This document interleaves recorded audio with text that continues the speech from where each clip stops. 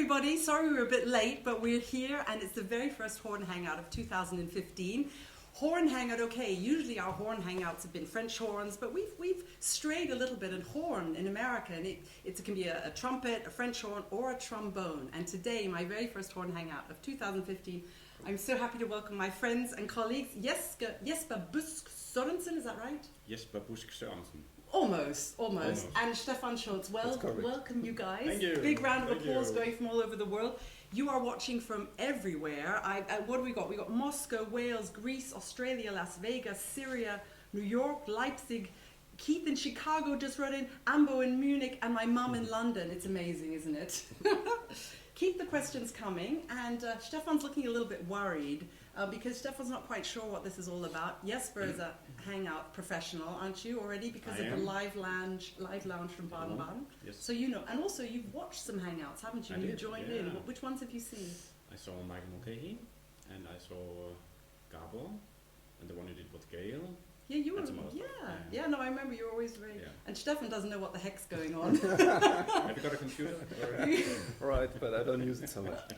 So what happens is that you sit there and I ask you whatever I want. Okay. And the people out in the hangout land, they are going to ask you all sorts of questions as well. So I think we start with a question that Jens Wind, your friend Jens. Jens, is that right? Jens Wind? Yeah, Jens Wind. From Denmark. He wrote, he can't be watching live, but he said, please ask the boys what brand of hair gel they use. I mean, yeah, but it's quite different, isn't it? You know, sorry, my don't my daughter is preparing my hair every morning. Really? Yeah. How old is your daughter? She's 3 years old. 3 years old. She's very sweet. And what does she do? She runs her hands full of butter. Yeah, well, we find the rest on the table when after our breakfast. And then she goes, Jesper's hair doesn't look like that. No, it's more stiff. It's more stiff. Yeah, but does it take a lot of work in the mornings? No, it's very easy. It takes 2 minutes, not even. Okay, all right. Well, all the trombone players are sitting there thinking, Sarah, ask some trombone questions. Don't talk about the hair.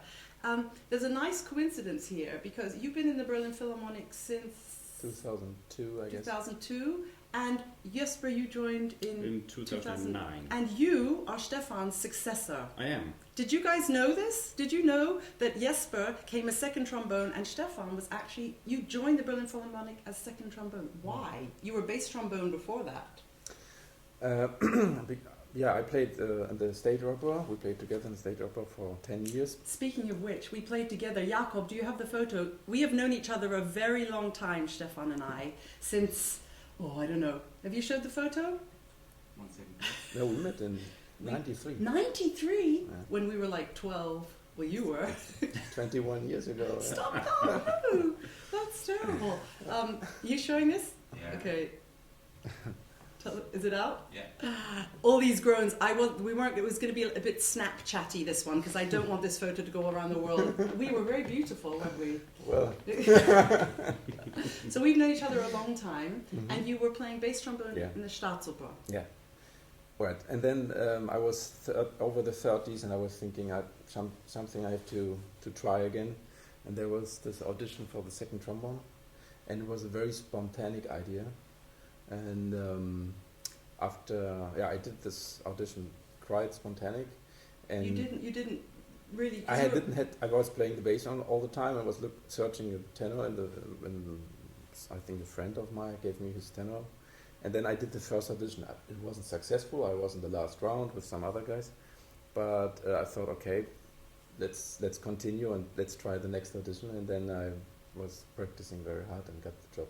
Maybe you just 6 months wanted to later. be in this orchestra. It didn't matter what instrument I want you to played. follow you. Oh, Yeah, you really came you came to the Staatsoper. You left. I was alone there. I had to do something. Well, I'm very happy you did. So you came as second trombone, and then when Hermann Bäumer left. No, when somebody else. Somebody else. Oh yeah, somebody else. Well, okay, we don't. Shh. Yeah. You'll see. We have a surprise planned. When that somebody else left, you. I did another audition. my trial was maybe over 1 or 2 months, and I decided to do the next audition for the bass trombone, right?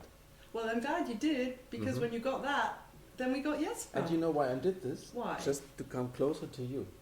Of course, because 4/4 bass trombone. trombone players are really charming, I'm learning. They're never this charming to me during the rehearsal, but live online, yeah, they are. We have actually, Jesper, when did you join? You came 2008, 9. Yeah. And you were taking over the position from the great Stefan Schulz. Was this a dream that you had always to take over the position? No, it was a dream to come here actually. I just took a chance. You know, I was in Denmark with my lovely colleagues in Aarhus Symphony Orchestra. I was there from 2002 until 2009, and then I did one audition in 2006 here, and I didn't even succeed to the second round. That was when Stefan got the job, right? No, hang on. And then dates. I did another audition in 2008, and then another audition in 2009, and I succeeded there. I've just been reading on the text. Thank you, Tom, for saying it sounded. Apparently, there was something wrong with the audio, and I sounded like I was on helium. I hope that's better now, because there's no helium in this room, is there? Apparently, no. Jesper, we have a little surprise for you. Jakob, do you have that ready to go?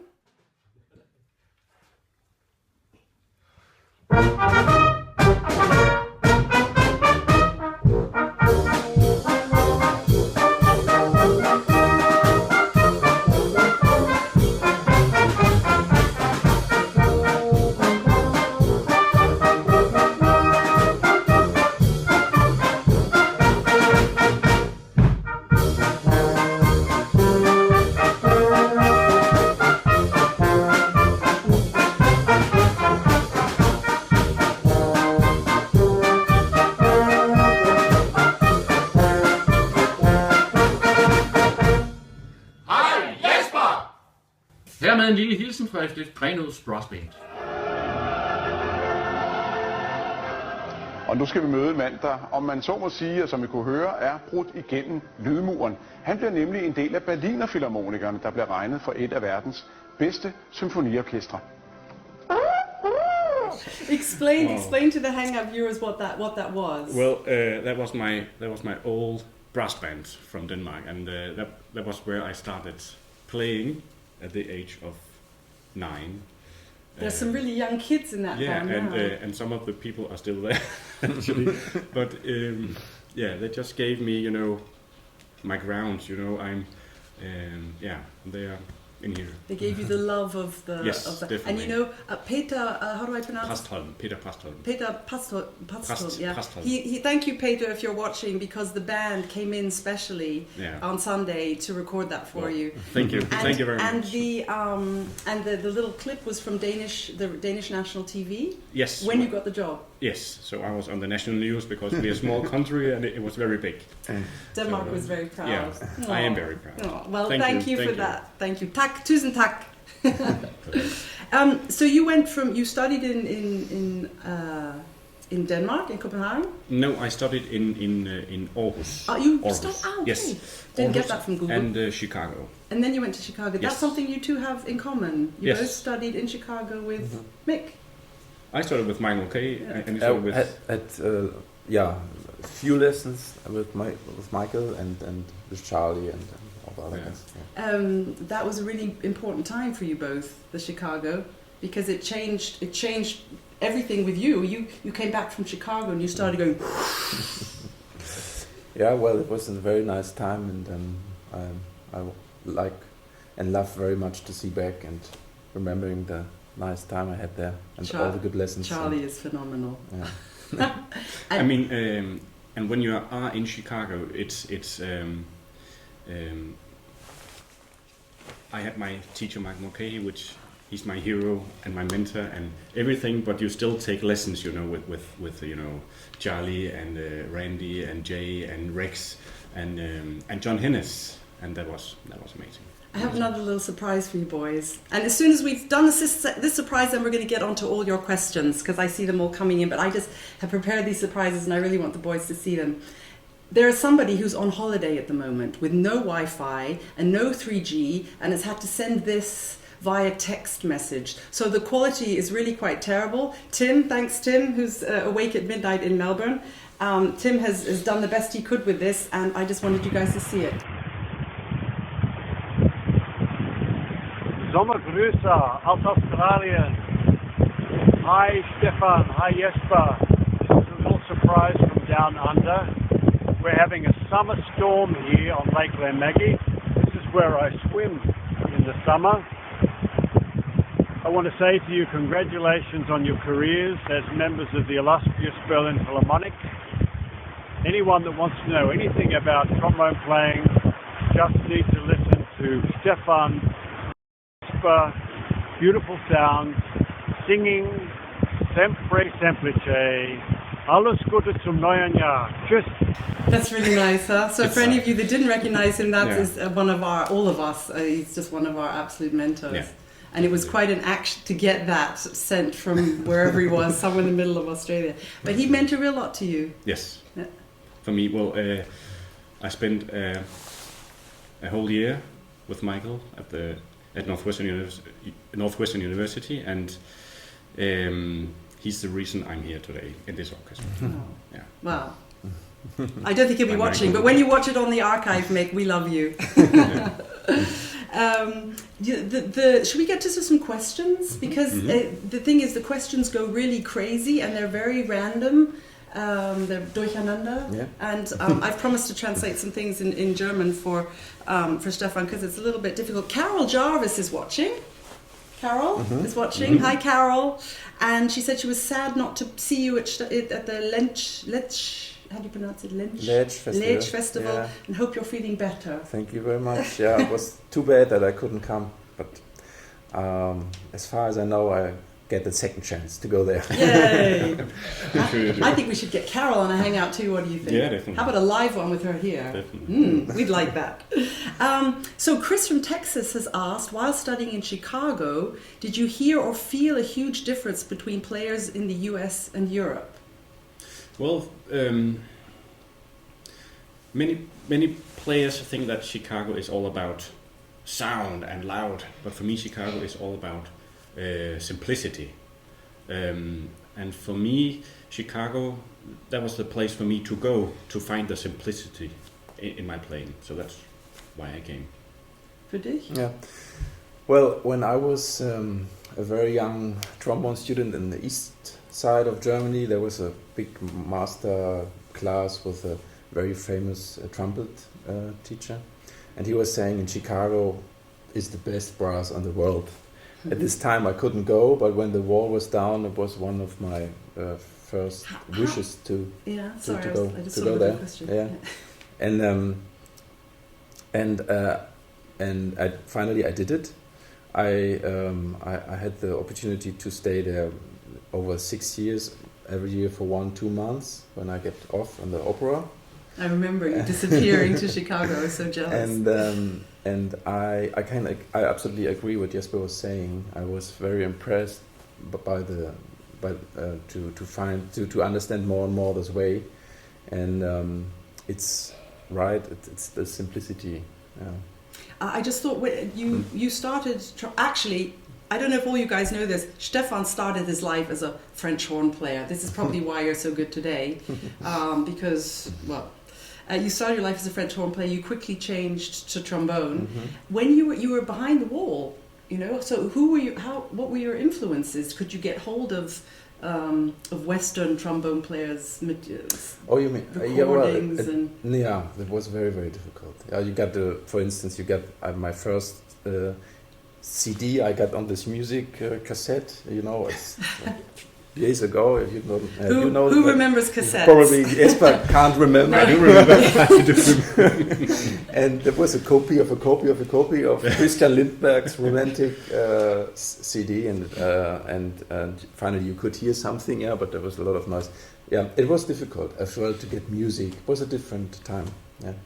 That must have been when it came down. Your first thought was just to get over here. Who were your first Western trombones that you listened to? My live? first lesson, yeah, I had with the famous Hans Doms, who was over many years here the first trombone player, and I had my very first lesson with him in just a few days after the war was done. Yeah. Freedom. Yeah. Amazing. Yeah. There's a good question here from Kendall. Kendall is always a good, Kendall Gray, Texas. Hello, Kendall. He asked, how would you describe the way the trombone sound should fit with a German brass section or a German orchestra? What is the ideal? I guess the ideal is playing on a German trombone, because you all do. Yeah. Well, for me, I think there is a nice sound, and when we have our influence, and we met years ago, it was from the very first beginning simple to play, and I guess even if you would play another horn, it would be the same. So I don't have, I can't not specify this German. Which is much better. It's really good. I remember when we met, it was just like, hello. That was it. That's enough, I think. Yeah. If Stefan says hello, that really is enough. All the female viewers are agreeing with me here. I just want to answer as well, because today I brought my Bach, because I both play German horn and I play my Bach. So I play my German horn in the orchestra, because that's a part of the sound tradition. But the German horns we have nowadays are not, real German horns. So.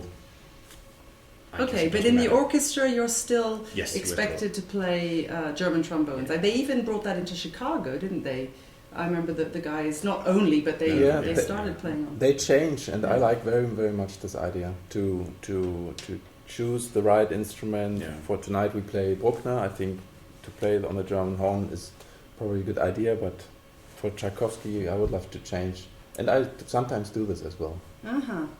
Oh, sorry guys, we just heard there's still some audio problems. I really do apologize about that, but we'll keep going, and I'm sure Tim and Jack and Jakob, because they're geniuses, are going to work it out. But bear with us. There's a lot of good stuff to get here. Richard in Melbourne, who's also a very loyal Hangout friend, wants to know, do you play on the Schargel trombones at all? No. Your sponsor is... I can't pronounce it. Courtois? Courtois. Yeah, that's your sponsor, but that's not the instrument that you... Not the instrument I use tonight, no.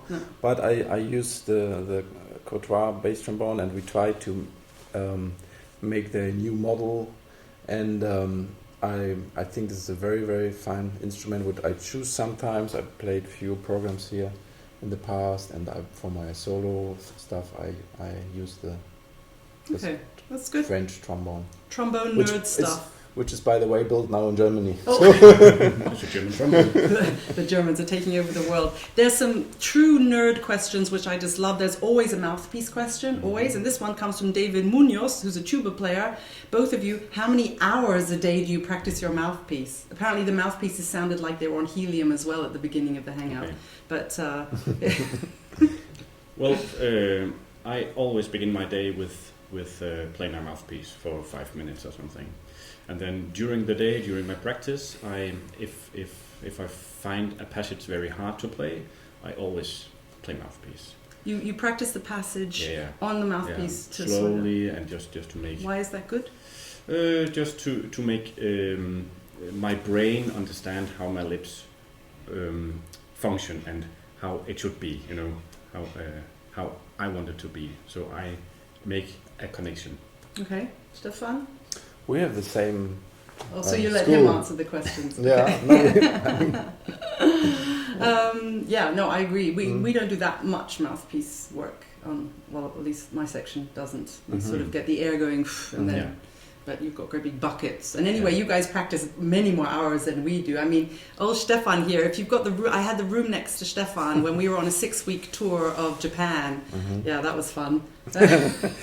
Hours and hours you practice. Yeah, but the problem is that when you have an orchestra rehearsal, you play. That's like true. The string section, they play, you practice. And we are sitting there for hours, play maybe 3 minutes if we have luck. And so we... this is our job, that we have to stay in shape. Stay in shape. Okay, all right. So you just need to practice more. Hey, by the way, you guys, I've seen some tweets coming and it's great. So if you tweet and hashtag Horn Hangouts, it'll appear in the feed. And also it means Jesper and Stefan and I will get to see them afterwards where you're watching from. We'll also give them, Jesper and Stefan, a copy of the chat so they can see all your questions. So write whatever you want, even if I don't get a chance to get to them now, you guys, they'll still get to see them. So ask away. Gavin Thornbird wants to know, from California, wants to know what your practice schedules are. Now that's a difficult one for Stefan. Yours is probably a bit less complicated, but Stefan practices all hours that he can. Well, I think again, from my point of view, in my life, if we have a rehearsal at 10, I start practicing at 9 with my warm-up routines and my basics. And if I'm not teaching a private student or something, I try to do some practicing after the rehearsals, and just try to fit in as much as I can. Yeah. Stefan? Well, I laugh because you're well known in our orchestra for being a Mr. Practicer. You love it. Really, yeah. Yeah, you practice for hours. But when I see my colleagues, Gabor, Tamas, all those guys, Stefan, yeah.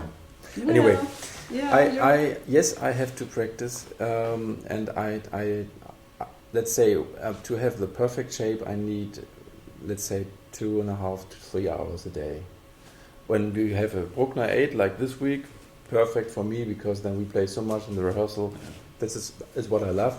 Or Wozzeck, when we play Wozzeck at the opera, Lohengrin, all these things, then of course I feel much better. But the problem is Brahms second, Brahms first, sitting there for hours and don't play any note.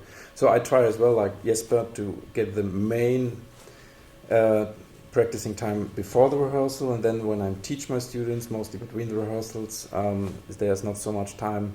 So it's tough to find the time, but I try my best. There's a couple of hellos coming in. Keith Dirda in Chicago. Hello, Keith. Fond memories of PMF. Hey, Keith. Wesley from Brazil says, when are you coming to Brazil? I don't know when I'm coming to Brazil. Invite them, Wesley. Yeah. If you pay their airfare, I'm sure they'll... and bring their wives, I'm sure they'll be happy to come. Wesley also asked a question. We always stay on the lighter side of life usually, on the horn hangers, but Wesley wanted to know if you had any embouchure problems during your career. So but for many years I had this stupid problem which many brass players have, this so an excerpt like I can actually play it, the excerpt from Brahms' second, the solo bit from the second trombone and the principal flute, they have this difficult entrance. It's not difficult at all, but if you have the problem, it sounded like this. So I just, also with help from Michael and all the teachers in Chicago, they just made me take in a full breath and just breathe all the way to the note begins. So it's no problem.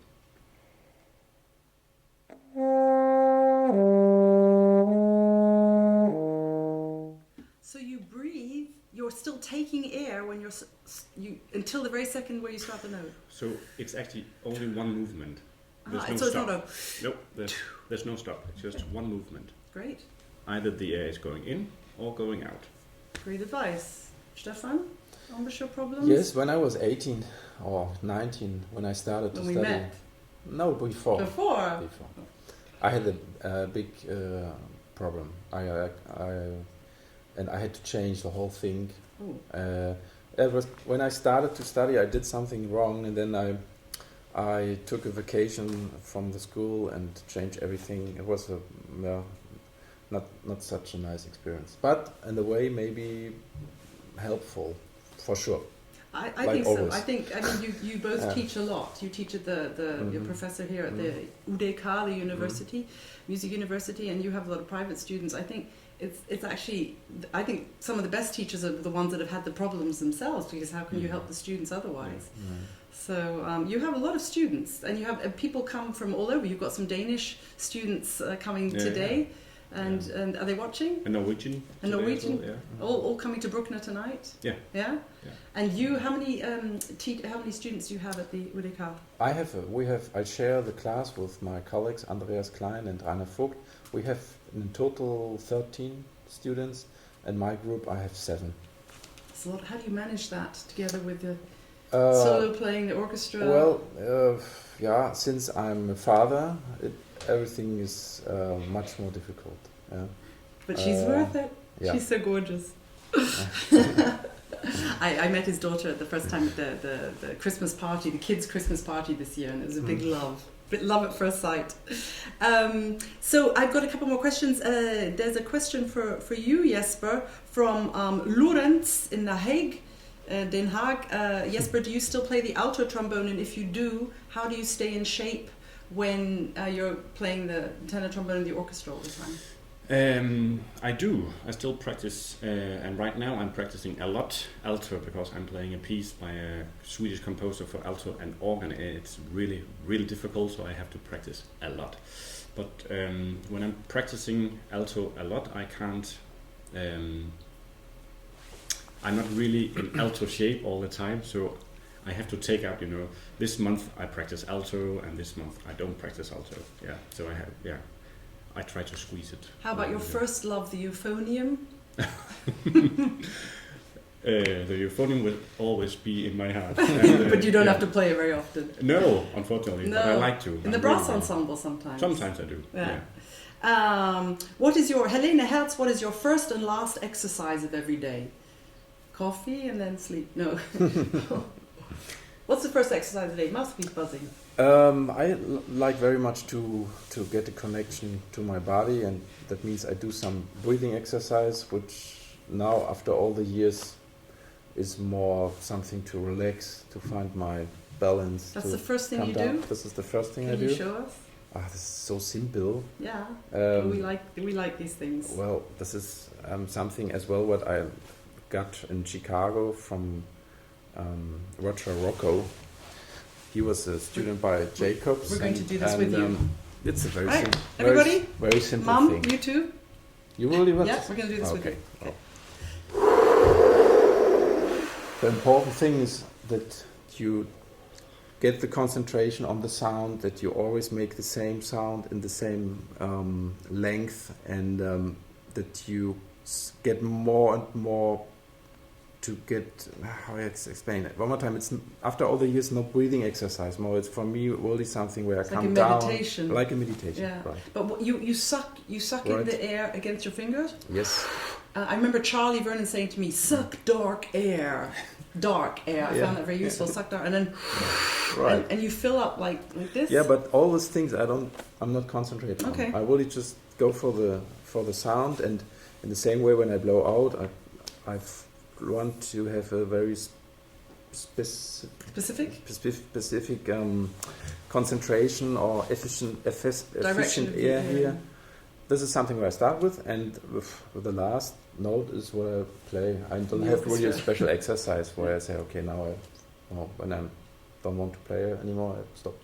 After 8 hours or something. No. Jesper, what's your... I don't also warm down. It's just the last note of the Bruckner 8 is my last note. Yeah, well, it's certainly enough. Yeah, but I do try to start, if I'm in my car to the Philharmonic, I already there try to start to think about my sound, to switch on my brain. Yeah. I do breathing exercise sometimes in my car. Yeah, if I think, yeah. okay, I haven't got a long time to warm up, Yeah. then I think if you get the air moving, then that's often half the warm up. Yeah. Okay, loving the breathing tips. Tim says in Melbourne. Oh, Tim, you're still awake? Hello. Ollie in the UK has asked, what exercises would you recommend to bulk out the low register? I mean, you play in the low register all the time. I guess you have to do extra exercises. Well, for me again, Michael Mulcahy once again, he introduced me to a guy called Eric Clay. Eric Clay is the former bass trombone in Melbourne Symphony Orchestra, and he did this wonderful book called Daily Exercises, and then you are forced to play down in the low register and going all the way up to the high register. And you can only play these exercises if you're completely relaxed. So that really helped me to build my low register. So daily exercises by Eric Clay. And you, Stefan? It's just part of your routine, I guess. Well, I like to, when I warm up, I like very much to play high notes. Okay. And when I get there, the sound I want, then I know now I'm able to play as well in the low register. I think for me, everything has to find, if I find the sound I want to, I find a very relaxed, natural instrument here, and then I'm able to play the low notes. So I don't have specific exercises, but I will organize this book for myself. You know, it may sound, Stefan's new to the Hangouts, and it's probably for him, he's probably been shocked by all these technical things, but there are a lot of people that watch the Hangouts. For example, I know George in Damascus, who's a trumpet player, but he's told me that a lot of the teachers have left because of the war, and that sometimes watching horn Hangouts and YouTube videos are sometimes the only lessons that they have, so that's why we really appreciate all the tips you give us. Thank you very, very much. Katrin says, great to listen to you. It makes work on a Friday afternoon bearable. Yes. And Simon in London wants to know, Stefan, how do you prepare for your recitals while balancing your orchestra work? Well, I love to play recitals, and it helps me a lot as well for the orchestra. Yeah, so I not really have to think there in so many different ways. I choosing a program which I want to play, looking for good music, and it after all the years, I when I come back to the orchestra, I can enjoy the orchestra as well much more. It's probably much easier. And easy, of course, it's very easy. Yes. Yeah. You do quite a few recitals too. You just sometimes yeah I do, and it's sometimes it is hard to prepare because sometimes we have a lot to do here, and if we're playing Bruckner 8 Mahler second, there's you don't want to waste the chops on practice. But you have to be very disciplined to practice after rehearsals, and also to not to hurt yourself. That's a very fine line, isn't it? That sometimes students aren't quite sure of when to stop. And I never go over the point where it hurts. I always try to stay relaxed. Okay. The old principal horn of the Berlin Philharmonic, Gerd Seifert, he used to say, "Die Lippe muss am Mundstück halten," and the lip has to heal on the mouthpiece. So if it's hurting, then you have to keep pressing. Yeah. But yes, I think things have changed since then. Just a quick question from Simen Solbakken. I don't know where he's writing from. I think Norway. Yeah. He just wanted to quickly ask. Greetings from Norway. Hello, Simen. Just preparing for your auditions in the Berlin Phil, maybe a couple of tips from you guys about preparing for auditions? I was very thorough, is that a word? Thorough, yeah, absolutely. Yeah. And I remember being in Aarhus, and after rehearsals and late at night, I did a complete practice schedule for 3 months in advance. So I knew exactly that day I'm practicing first movement David, second movement David, and this day, this hour, I practiced these 3 excerpts, and I recorded myself, and just this phrase, record back and listen, change, and Those are the people who get the jobs in this orchestra, really. Hard workers. Really, I did exactly the same because we were at the opera, and I had to play the opera. And so after the opera was finished, at night I would go into a room and I would record myself and play till midnight. It was probably the same with you, huh? Yeah, recording is a very, very important thing. And I had as well a schedule, but I wasn't so organized that I say, okay, I practice this and this on this day. But what I did is that when I remember the question from, I think it was David from Spain with buzzing, David has just tweeted a picture of us, look. Okay. Thanks, David. Carry on. That I play the whole program, or part of the program every day on the mouthpiece, to be away from the instrument and to really make sure that all the intonation things and everything is very, very clear here. So this is something what I would recommend, that you play the solo repertoire as well on the mouthpiece, and then maybe I can show this too. Yeah. Say something. Yeah. what I like very much for us trombone players is the problem that we start to articulate when we use the air. Yeah. So what I did. The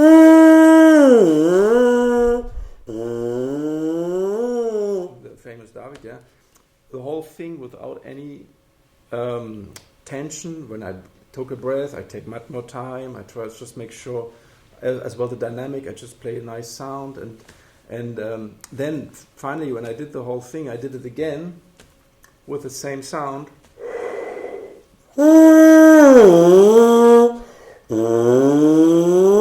Because But here, you do the movements. this is mostly a problem that we start as a trombone player to articulate. So I want to eliminate this, and this was tough. But there was a motivation for the audition, something what I think learned then, because I thought, okay, I have to do this. Yeah. Really good tips, thank you. But you would agree that this preparation is, I mean, you can't just turn up at an audition and hope you're going to get it. You have to put your heart and your soul into the... Also mentally, you really have to be prepared. Yeah. And this is a very interesting thing. I had, together with my plan, I did it with my coach. I bought myself a coach up to the audition 2 times. It was amazing, just to get my head in the right spot. That helped me a lot, also today. Fantastic. Well, that's why you're here. Coach is a great idea. Yeah. We've had Dinka Vlatkovic here on the Hangouts talking about the mental preparations. I've worked with her too. It's just, I think you have to find what suits you, because there's all sorts of advice. But but before auditions, it's great. I remember at some point, I don't know if when Gail was here or she was on the panel for some brass thing, and she recommended a very good book called The Talent Code. 52. The Talent Code? Yeah, The Talent Code. And this guy, he wrote 2 books, 52 blah blah blah, and The Talent Code, and it's all about slow practice. Maybe someone, if you know what it is out there, you can put a link to it. That would be amazing. Mitchell is watching. Our Mitchell from we were in PMF with him. Hi Mitchell to Chicago, and he put out a link also that everyone can watch, which is great. Thank you, Mitchell, for that. And Mitchell has a questions for Jesper. Are you going to release a CD soon? I am. Oh, you heard it first on the Horn Hangouts. Yeah, Tell us. it's a little bit dangerous for me because it's my own stuff. So I've been composing. Did you know this? Yeah, you I did. didn't. But it takes time because I'm very not shy, but I just want it to be perfect, you know. And it's both for the trombone, but it's also for piano, which I play myself on the CD as well. So, yeah. I didn't know that. No, I had no idea. That's amazing. Yeah, but it takes time.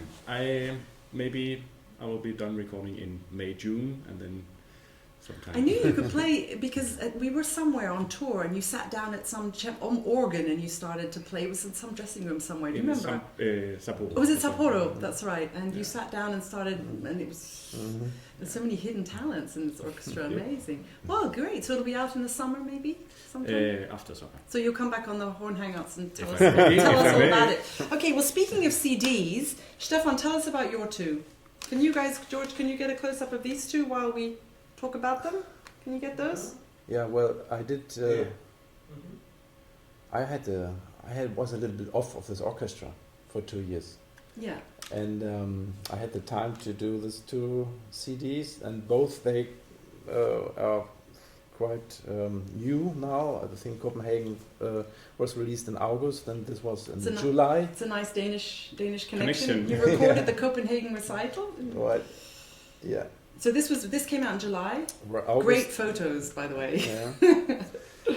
And they are. Enjoy this very much to do them. They are very different in the style and. Handel in Harlem is with Daniel Schneider, who you have a big collaboration with him. You've done a lot of stuff with him. It's very cool. Did you go to Harlem to record it? Yeah, we did this in New York. And okay, well, the thing is that we have these 2 here. Stefan brought me 2, which I'm not going to give to anybody, but we have these 2 that are going spare. So we were wondering, the first person to write in and tell us the name of Stefan's predecessor in the Berlin Philharmonic gets 1 CD. And the first person to write in and tell us the name of Jesper's predecessor in the Philharmonic gets the other CD. So quick, in you go, and whoever's the first one to do that, we'll send you the CD, and the boys will sign them. So, well, you can sign it too, Jesper, why not? So, one CD, who was Stefan's predecessor, the other CD, who was Jesper's predecessor. That's the Horn Hangout competition for today. So we'll see what's going on here. Tim, can you have a look at that and see who that is? Because yeah. Oh, Chaba. Chaba's just got the job at the Gewandhaus. Yeah, That's right, Tom. yeah. Tom is watching in Leipzig, the timpani player. Oh, gosh. He was in Berlin. He took your job. Chaba. Yeah. God, What? Yes. No, wait. No. Martin. Martin took it. yeah. Martin, another Danish person. Yeah. I tell you, you did. So, Benjamin Solis has got one question right. Stefan Schulz. Well done, Benjamin. You've won one of the CDs. So we'll see when Hermann Bäumer, Siegfried Zieslik, says Lawrence in The Hague. Good. Okay, you've won. There you go. So, what else have we got? They're great CDs, says Jeff Clark in Wales. Thank you. Thank you. Thank you for that.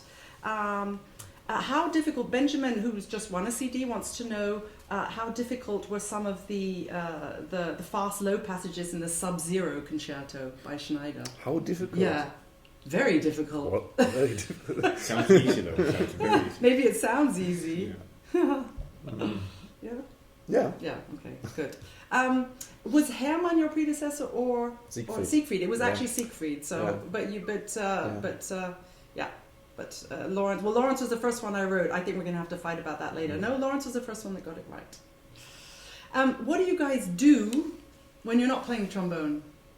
Jesper, you play the piano, practicing the piano. Yeah, well, I play the piano. But what do I do? I like Berlin. I like to walk around. You live in a very cool area. I Berlin. walk a lot. Yeah. And I like to eat. I like to eat very good food and drink very nice wine. And I just I'm very interested in the architecture and design.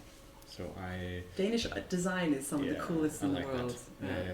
Yeah. So I like to walk and eat and drink. Okay. Stefan, Yeah, I like the same things. And well, I of course to spend time with my daughters. One thing which takes now some time from the day. When I have really private time for myself, I like in the summer sailing very much, to go on the sea. I Or didn't know that. I have a garden, to do things in the garden, Yeah. or just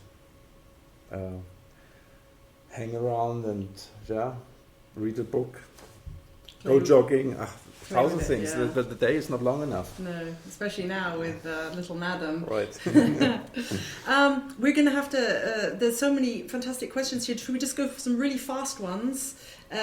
Jesper, which trombone model do you use? Eli? In You the said orchestra, earlier? I play Chromat, Yes. and outside the orchestra, I play my Bach. Said that earlier, I have to rewind for that one. Robert, hello Stefan, ich hatte eine Frage. I have a question. Warum formst du deine Lippen anders am Mundstück, wenn du einatmest? Why do you when you breathe, are your lips already around the mouthpiece? Oops, this is a question I not really can give you a very good answer. I don't think so much about how I do the things. I'm more try to, maybe the reason is because when I'm doing like this, I hear the sound I want to hear when I inhale, which I explained before. Mm-hmm. But this is what I can say now. Okay, the last thing I ask, or maybe the last two things I asked, if you could give one piece of advice to trombone students, what would it be today? If you know everything you know now, what would the advice be? A piece. Just advice. Was für ein Ratschlag? Okay. Also das Wichtigste, the most important thing. Well, try to find the simple way of using the instrument, and use the trombone not like a trombonist, use it like a musician. Just try to find the right voice and the soul on the instrument, like a nice cello player or a beautiful singer, and never blow, always sing and try to get to be a better musician than to study technique, I think. And He got the best answer. Yeah. That's What the else? same, and also go for the result. Don't go for all the middle work. Just go for the result. Go for the sound always. Yeah. Yeah, here. hand, what would you have done if you hadn't have been a professional trombone player? Do you ever think about that? Architect. I think. Really? Yeah, I would like to be architect. And Stefan? Maybe I would like to work in the garden, like A gardener. Like a gardener, yeah. I think maybe something. Or I don't know. That's nice. Yeah, okay. Well, you never know. We might all end up in the Philharmonic For instance, retirement home. And you can design it, and Stefan and I will do the garden. Thank you so much, everybody, for your questions. If you still have some more questions, there's a couple of here I can see that need answering. I will ask Stefan and Jesper to have a look at these. There's some things about attachment, F trombone attachments and scales. And someone wants to hear a scale, Jesper. But you can. They'll see you on the digital concert hall tomorrow playing Bruckner. I will play a scale there. You'll play a scale. You play quite a lot of scales. There's some mentally focusing questions and things. I'll get the boys to just have a quick look and write their answers in the chat. So sorry we didn't get to all the questions, but we got to an awful lot of them, and it's so amazing to see you out there. Thanks so much for joining us, and Thank you for having us. yeah, it's a total pleasure. I'm always the most nervous when I have to interview my colleagues, because the way Stefan looked when he came in this morning, when Stefan turned up in the hangar room, was like, okay, what's going to happen here? But it hasn't been as bad as you thought, no? Oh, how many minutes we have? Yeah, long time. That's you can go now. Okay, we've got a Bruckner 8 tonight, so I'll let you guys go. And thanks very much to Tim in Melbourne, who stayed up. It's now 1 o'clock in the morning. Thank you, Tim. George, who's been doing camera. Jakob, our wonderful video director. And we'll see you next time on the Horn Hangouts. And let us know what you think. Bye. Bye. Bye-bye. Ja.